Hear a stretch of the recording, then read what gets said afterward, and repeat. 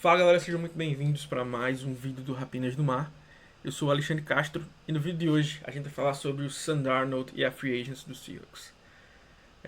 Queria pedir para vocês deixarem um like aí, o hypar, um comentário do que você achou dessa contratação.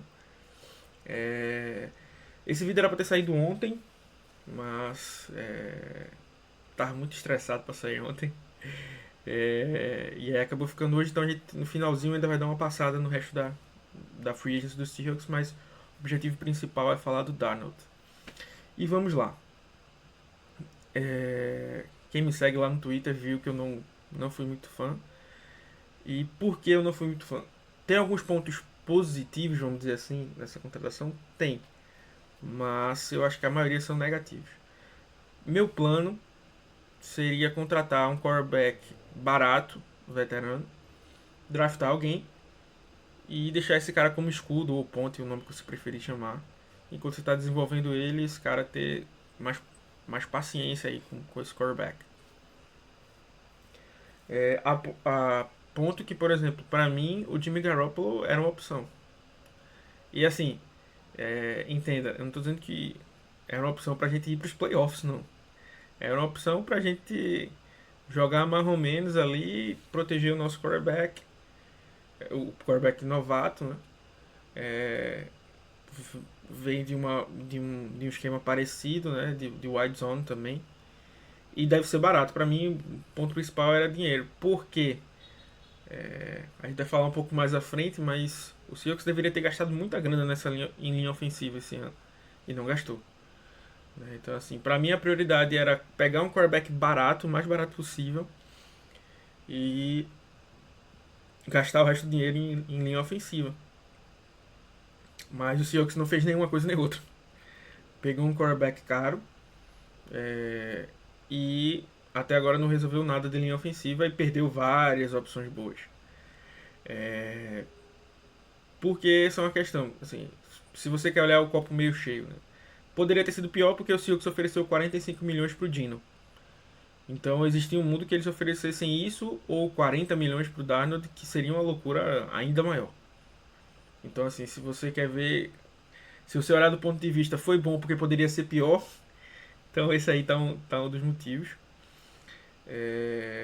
O segundo ponto é o próprio Darnold. Ele é um cara. Vocês sabem quantas vezes eu teci críticas aqui pro Dino. Nunca foi o quarterback que eu confiei. É um cara que a primeira temporada decente da vida dele, depois de anos, foi. Ele teve uma temporada mais ou menos nos Jets, lá no começo da carreira. Mas aí na off-season seguinte brigou com um companheiro de time, que deu um soco que quebrou o maxilar dele. Em tese por dinheiro emprestado aí, dizem.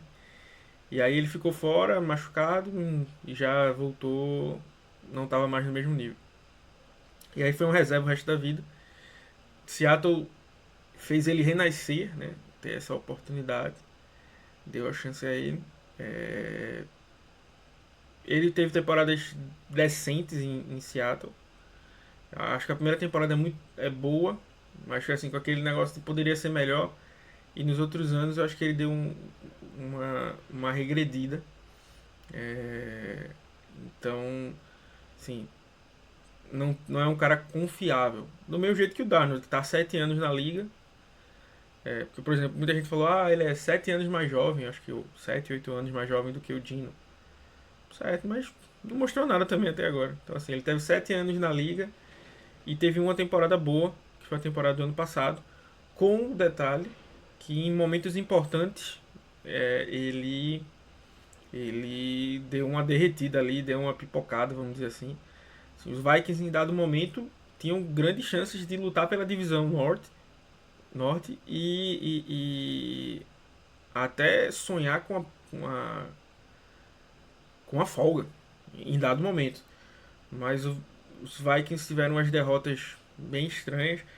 Se você pegar alguns jogos, por exemplo, contra os Rams, foi um jogo muito ruim do Darnold, talvez o pior dele na temporada passada. Quem mais? A gente tem o jogo contra os Packers, que o Jordan Love volta machucado, volta de lesão nesse jogo. Os Vikings tinham tudo para matar o jogo, depois implodiu e assim conseguiram a vitória no finalzinho ali na Bacia das Almas. Então, pra mim, não é um quarterback que inspira confiança. Até porque, se você for olhar o histórico, ele tem muito mais fracassos do que, do que vitórias e sucesso. Né? Assim, ele foi para os Panthers, depois dos Jets, foi para os 49ers para ser reserva, foi para os Vikings para ser reserva, mas o McCarthy se machuca e ele recebe a chance. Então era isso, assim, se deu um contrato para ele num valor que não fazia sentido. E aí eu queria esclarecer alguns pontos, como por exemplo, o contrato, como a gente estava falando, foi na casa dos 33 milhões, né? Um contrato de 3 milhões, 100 milhões e meio. Então dá 33 e uns quebrados aí de média anual. Porém, a estrutura do contrato é uma estrutura boa. O contrato tem muita grana no começo. Então, assim, o Seahawks não vai ficar preso a ele. Então, existe um mundo em que o Seahawks possa cortá-lo ano que vem já. Mas eu acho que na prática, esse contrato é um contrato de 2 anos, com a saída depois desse segundo ano. A não ser que ele esteja jogando muita bola, que eu não confio nisso, não acredito que isso vai acontecer. E aí o time pensa numa renovação e uma reestruturação para o terceiro ano em seguida, uma extensão. E aí eu queria desmentir ou desmistificar algumas coisas. Algo que falaram muito é que ele tá vindo pro esquema do Clint Kubiak, ele é um super fit, porque já jogou, coisa e tal. Então assim, vamos lá pra realidade. Ele era o quarterback reserva dos 49ers quando o Kubiak era coordenador de jogo aéreo lá. Então assim, ele não era nem o quarterback titular. E o Kubiak não era nem o coordenador ofensivo para ter um super impacto na vida e coisa e tal. Então já não é uma relação que muita gente tem colocado como, não, eles se conhecem e tal. Não imagino que seja uma coisa tão próxima assim. Ele vem dos Vikings, que também se fala de ter um esquema parecido, mas o Kubiak foi o coordenador ofensivo antes do O'Connell chegar lá. Né? Então, por mais que seja um esquema parecido, tem muita coisa diferente. Né? Como falei, são similares, mas não é a mesma coisa. Muita gente tem tratado como se ele tivesse saindo dos Vikings para vir para Seattle para jogar no esquema do Kubiak e tipo vai jogar a mesma coisa, assim, o mesmo esquema. Não, vai ter muita coisa diferente. Eles têm algumas raízes iguais, né, como um foco maior no jogo corrido, play action, motions, mas questões de conceito em profundidade é bastante diferente. Então esse é outro ponto. Então assim, não é um cara que tem um fit ideal, né? Assim, como muita gente tem falado. Pode ser que ele consiga jogar bem e tal, mas não é automático, assim, vamos dizer, ele tá saindo de um lugar para jogar o mesmo esquema em outro lugar. Isso não é verdade. E para mim a maior preocupação é a linha ofensiva, né? Finalizando a parte do Darnold, né, pra gente passar rapidinho na free agency do Seahawks, porque eu queria como falei, eu queria um quarterback barato, montar a linha ofensiva, a melhor linha ofensiva possível. E aí segue a vida, porque quando o quarterback de verdade da gente chegasse, já estava lá tudo montado.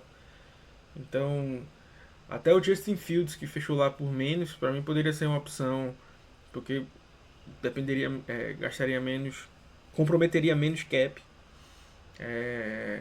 Mas enfim, essa era a minha opção. Porque o Darnold, por mais que a linha dos Vikings tenha tido alguns problemas, eles até tiveram que trocar pelo Ken Robinson no trade deadline. Apesar de ter problemas, não chega no nível de Seattle. Assim. A linha ofensiva do Seahawks estava, na maioria dos critérios, ali entre as 5 últimas, 6 últimas. Em alguns critérios, por exemplo, porque existem vários critérios, né? Tipo, jogo corrido, proteção ao passe, vitórias em proteção ao passe, vitórias no jogo corrido, esquema de zona, esquema de gap. Então, todos esses critérios, a maioria Seattle sempre estava lá no pelotão final. A dos Vikings, em alguns, eu acho que foi o do pass block win rate, né? Que é vitórias em pass block. Tava no top 12, eu acho. Então, assim, ele vai sair de uma realidade muito diferente para uma realidade muito diferente. E toda vez, como eu falei, os piores jogos do Darnold foram os jogos que ele foi mais pressionado. Por exemplo, contra os Rams, esse jogo que eu falei, eu parei de contar quando chegou no sexto sec. Eu acho que ele ainda teve mais sec do que isso. E foi um desastre. E não só na jogada do sec, mas tipo assim, abala o mental dele de você sacar a qualquer momento. E aí, passes que ele acertaria, ele começa a errar. Então, pra mim, essa é a grande preocupação. Ele tá vindo pra uma situação muito pior. O grupo de skill position, né? Então lá ele tinha o Justin Jefferson, Jordan Edson, boas opções como até o wide receiver 3 e o wide receiver 4. Tinha o TJ Hawkinson como tight end. Aqui só sobrou o Jackson Smith-Njigba como wide receiver, tight end. A gente não tem um tight end que ameace o Noah Fant. É um cara que passou anos sem touchdown. Para mim é uma grande enganação. O AJ Barner é um cara que ainda está se desenvolvendo. Então ele não vai ter esse grupo de apoio. O jogo corrido não tá bem, porque a linha ofensiva é muito fraca, porque o Kenneth Walker tá tendo problemas para se manter saudável. Então, assim, todo esse apoio que ele tinha nos Vikings, ele não vai ter aqui. E ele não é um cara que vai botar o time nas costas e trazer essas vitórias. Ele precisa desse apoio, porque ele é um quarterback limitado. E aí o Seahawks não... ao menos assim, se trouxesse o Darnold, começasse a reforçar a linha ofensiva. Mas não. O Seahawks deixou passar vários nomes. E, por exemplo, o primeiro nome que fechou o Drew Dalman, que a gente falou várias vezes, o center 1 da classe. Aí saiu a informação, ele queria jogar pelo Ben Johnson, ele até aceitou menos grana lá. Mas, por exemplo, nem se mostrou, nem tivemos informação se o Seattle estava nesses times interessados. E, por exemplo, ele fechou por 14 milhões. Eu acho que se você colocasse até uns 17, seria caro, mas ainda não seria um absurdo de caro. Então, assim, perdeu o center. E aí a próxima opção é o Ryan Kelly, de center, né? E aí também não fechou, ele fechou por 9 milhões, com contrato barato, para os Vikings. Então, assim, perdeu uma opção. O que é que dá um pouco de esperança? O Kelly só jogou como center e os Vikings já tem o Bradbury lá, que também só jogou como center. Então, fatalmente, o Bradbury ou vai ser cortado ou vai ser trocado. Então é um nome para ficar de olho. Foi o sétimo melhor jogador do interior de linha em zone blocking. Já tem ali um time com o Sam Darnold, então poderia ser uma boa opção. Mas isso aí é tudo incerteza. Perdeu também nomes secundários como James Daniels, Patrick McCarty para a linha ofensiva. Isso sem falar de outros nomes bons que fecharam em lugares em outras posições, como o Talanoa Hufanga, o Trevor Merrick, Drew Greenlaw. Então, assim, perdeu também essas opções. Até o momento que eu estou gravando esse vídeo, que é amanhã do dia 11, ele ainda não deu o super reach dele. Que inclusive eu acho que ele estava louco para colocar uma grana nervosa no Aaron Banks, que era um guard dos 49ers, escolhido na segunda rodada, se eu não estou enganado, que nunca conseguiu se estabelecer, que o time dos 49ers preferiu manter o Ben Bart, que é um cara tipo para fechar o elenco ali assim nas posições finais do roster, do que tentar alguma renovação com ele. E os Packers foram malucos e deram 4 anos e 77 milhões, ou seja, quase 20 milhões num guard assim muito ruim. Os Commanders contrataram o Javon Kinlaw, outro cara que vive assim do pedigree de ter sido escolhido na primeira rodada, ter passado pelos 49ers e Jets. Não estou dizendo que ele é um jogador ruim, ele até jogou bem melhor nos Jets, mas 15 milhões por ano é tipo loucura. O Seahawks também perdeu opções como Bobby Brown nos tackle, o próprio Poona Ford fechou com os Rams, nosso rival, né? Então, assim, realmente uma off-season bem ruim. Parecia até que Seattle não ia fazer nenhum movimento até acabar a noite, mas os Seahawks trazem o Josh Jones para compor a linha. Quem acompanha o site há tempos, nós fizemos a cobertura de Josh Jones. Eu acho que foi o primeiro draft daqui do Raptors do Mar. Inclusive na pick, que era o Damian Lewis, soltaram que tinha sido Josh Jones. Alguém soltou isso. Inclusive foi E o Taveira comemorou e depois viu que não era porque o Josh Jones era um tackle, né? A gente tinha o Dwayne Brown ainda na época, então poderia fazer essa transição do left tackle. Ele jogava em Houston, era um cara muito promissor, mas foi draftado pelos Cardinals, não teve muitas chances. Foi trocado para os Texans e depois estava lá nos Ravens, jogou como sexto homem de linha, às vezes como guard, às vezes como tackle, só não tem experiência como center. Então foi só um reserva, o contrato de menos de 5 milhões também diz muito que ele veio para ser um reserva. Então assim, eu não estou olhando meu celular desde que eu comecei a gravar, então não sei se o Seahawks fez mais algum movimento. Acho que não, porque ainda está muito cedo para Seattle. Mas é isso. Por fim, ainda teve a troca dos Commanders pelo Laremy Tunsil. Então, assim, os Texans. Eu acho que às vezes é pra mostrar que tem gente que consegue fazer mais besteira do que você. E assim, os Texans tiveram um problema com a linha ofensiva. O CJ Stroud teve uma regressão grande por conta dessa linha ofensiva. E aí eles têm um jogador bom na linha ofensiva deles, que é o Laremy Tunsil. Aí o GM pensa assim, tipo, como eu vou resolver o problema da minha linha ofensiva?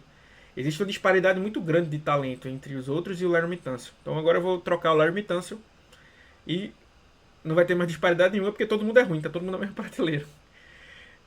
Piadas à parte, mas assim, eles não conseguiram nenhuma primeira rodada sequer por ele. Eu acho que foi uma terceira rodada desse ano, com mais uma segunda e quarta do ano que vem. Então assim, foi um preço baratíssimo, muito barato pro Tunsil. Então é isso. Vamos ver se hoje a gente tem alguns movimentos. Ainda tem alguns nomes bons como o Will Fries, que a gente falou aqui também, mas ele vem de uma lesão na fíbula. Então a gente não sabe como ele vai tá jogando esse ano. O Mekhi Becton, que pra mim eu acho que essa altura já teria renovado com os Eagles. Confesso que me pegou de surpresa. Ele tá fora. Tem alguns nomes para wide receiver como Elijah Moore, que eu acho que seria um bom fit, um cara mais versátil e não seria tão caro. Mas vejamos aí o que Seattle apronta. Né? Voltaremos em breve. Um grande abraço e Go Hawks!